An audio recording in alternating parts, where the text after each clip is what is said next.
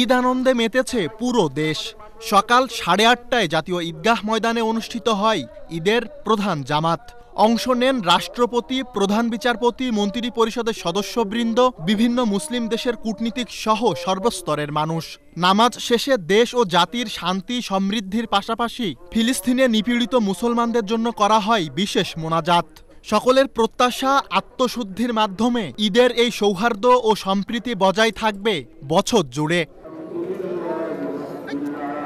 কারো কাঁধে জায়নামাজ, কারো কাঁধে প্রিয় সন্তান। সারিবদ্ধ লাইনে সবারই গন্তব্যস্থল জাতীয় ঈদগাহ ময়দান।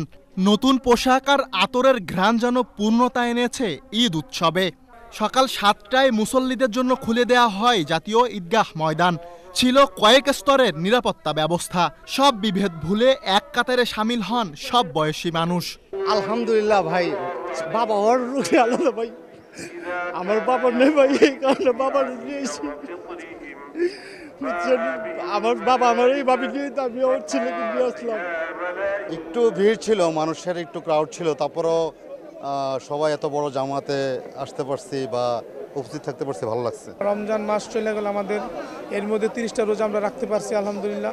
রোজা শেষে আমরা ঈদগাহ মাঠে এসে নামাজ পড়তে পারছি, এর জন্য আল্লাহ দরবারে হাজার কোটি শুকরিয়া। যেমন বলা আছে, যারা 30টা রোজা রাখবে তারা যেন ঈদের জামাত, ঈদের নামাজ মসজিদ, ঈদের মাঠে এসে পড়ে। খুব ভালো লাগছে এই জাতীয় ঈদগাহ মাঠে নামাজ পড়ার জন্য। আর ঈদ তো আমাদের জন্য খুশির বিষয়। আমরা 30 দিন আমরা সিয়াম পালন করছি, কষ্ট করে রোজা রেখেছি।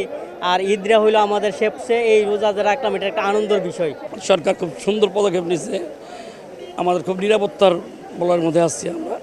এবং আল্লাহর রহমতে 30টা রমজান করেছি, রোজা করেছি। 30টা রোজা করে ঈদগাহ জামাত পড়া একটা আলাদা ফিল করতেছি আমি। প্রধান জামাতের 121 কাতারের মধ্যে নারীদের জন্য আলাদাভাবে রাখা হয় 51টি কাতার। পরিবারের সবাই মিলে নামাজ আদায় তাদের ঈদ আনন্দে যোগ করেছে বাড়তি মাত্রা। আসলে অনুভূতিটা খুব ভালো, এই কারণেই আবার ফিরে আসা। তবে আমি এবার একটু মনে হয়েছে যে জায়গা একটু সংকুলান হয়নি, মেয়েদের নামাজের জায়গাটা আর একটু বড় করে দেওয়া উচিত। কারণ আমরা অনেক মহিলা মুসল্লিরা এসেছি, অনেক লম্বা লাইন পের হয়েও কিন্তু আমরা ভিতরে যেতে পারিনি। ফ্যামিলি নিয়ে আসলাম, খুব আনন্দ হইলো। এখানে সবাই ফ্যামিলি সহ, আর ওই যে পাশে আমাদের যারা ছিল সবাইকে নিয়ে আসছি, নামাজ পড়লাম, অনেক সুন্দরভাবেই নামাজ আদায় করলাম।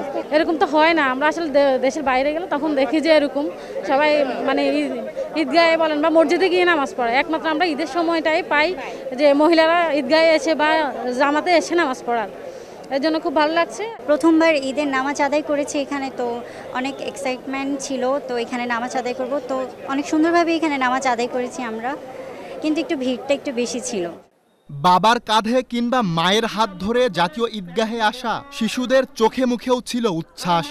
জানিয়েছে ঈদ মোবারক। ঈদ মোবারক। আমার সঙ্গে যে এসেছো কেমন লাগছে? ভালো। যে বাবার সঙ্গে এসেছো নামাজ পড়তে কেমন লাগছে? ভালো লাগছে। আসসালামু আলাইকুম। সকালে বাসা থেকে ঈদগাহে আসলাম, তারপর নামাজ পড়লাম, আল্লাহর কাছে দোয়া করলাম যে সব গুনাহ মাফ করে দিতে।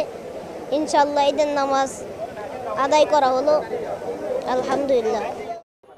এদিকে জাতীয় মসজিদ বায়তুল মোকাররমে অনুষ্ঠিত হয়েছে 5টি ঈদ জামাত। সকাল থেকেই মসজিদে আসতে শুরু করেন নানা বয়সী মানুষ। একসময় যে সন্তানকে কাঁধে নিয়ে ঈদগাহে গিয়েছিলেন বাবা, বয়সের ভারে আজ সেই সন্তানের কাঁধে ভর দিয়ে ঈদগাহে এসেছেন তিনি।